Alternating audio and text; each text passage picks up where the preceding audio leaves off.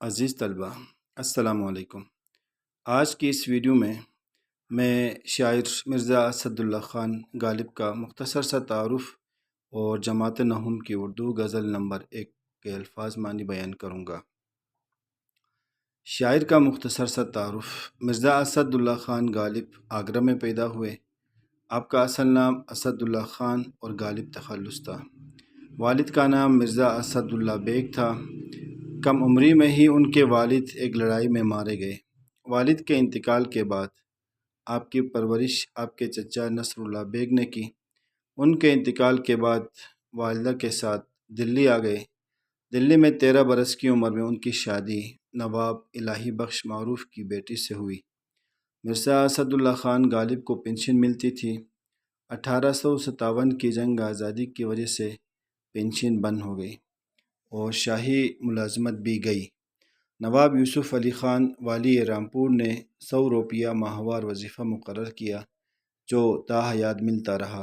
انہوں نے دلی میں وفات پائی اور وہیں دفن ہوئے۔ غالب نے اردو اور فارسی دونوں زبانوں میں شاعری کی۔ غالب ہر دور کے اہم شاعر ہیں۔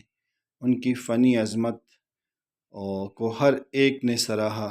ان کی غزل مضامین کی رنگا رنگی، وسعت نظری، تخیل کی بلندی، نادر تشبیہات اور استعارات، نئے نئے الفاظ و تراکیب، طنز و ظرافت، آفاقیت اور جدت ادا کی بدولت اعلیٰ پائے کی ہے۔ غالب کی اہم تصانیف میں دیوان غالب، دیوان فارسی، گل رانا، مہر نمروز، دستمبو، قاطع برہان، لطائف غیبی اور اردو معلیٰ شامل ہیں۔ اس غزل کے الفاظ معنی کچھ یوں ہیں۔ سب سے پہلے لفظ دل ہے۔ دل کے معنی قلب ہے، رئیس الاعضاء ہے۔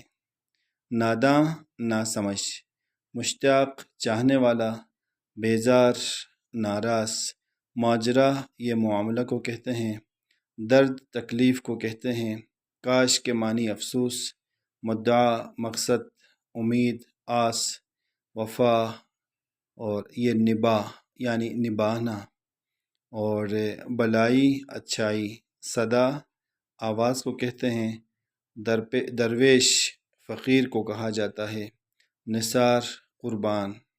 یہ شاعر کا مختصر سا تعارف اور الفاظ معنی ہے۔ انشاءاللہ اگلی ویڈیوز میں اشعار کی تشریح کی جائے گی۔ آپ ہمارے ساتھ رہیے، اپنا بہت سارا خیال رکھیں۔ اللہ حافظ۔